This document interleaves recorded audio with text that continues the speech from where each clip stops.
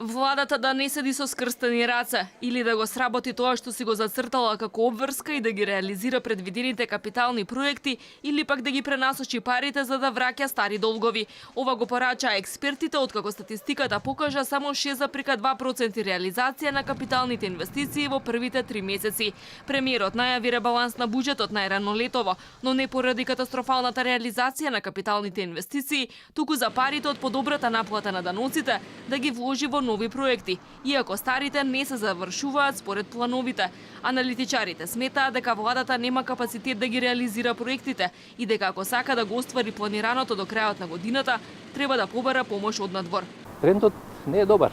Трендот во другите од аспект на буџетот зборувам не е добар, во расходниот дел, значи треба засилено да се троши, не е изгубена годината, мислам дека има простор се уште, особено што другите параметри, индустријското производство, извозот и така натаму прометот даваат добри индикатори. Мислам дека не е изгубена годината, дека има простор, меѓутоа пак ќе кажам, треба да се заселат напорите на тие што носат одлуки за инвестирање.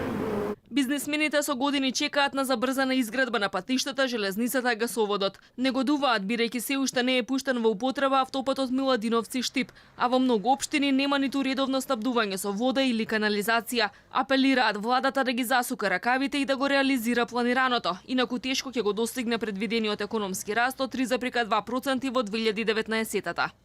Сет на мерки и сет на одлуки успорија и градежната економија, и туристичката економија и други економии или индустрии кои го намалија не само растот, туку и воопшто не оттргна од размислување во инвестирање во капитални инвестиции, инфраструктурни инвестиции и развивање на бизнисот.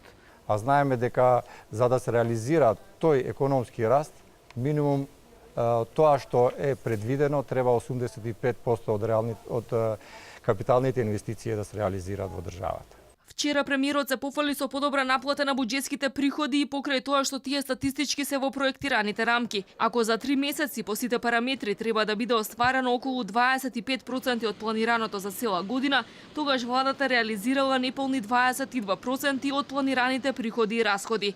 Од даноци биле собрани 427 милиони евра, од придонеси 228 милиони, а од неданочни приходи 70 милиони евра.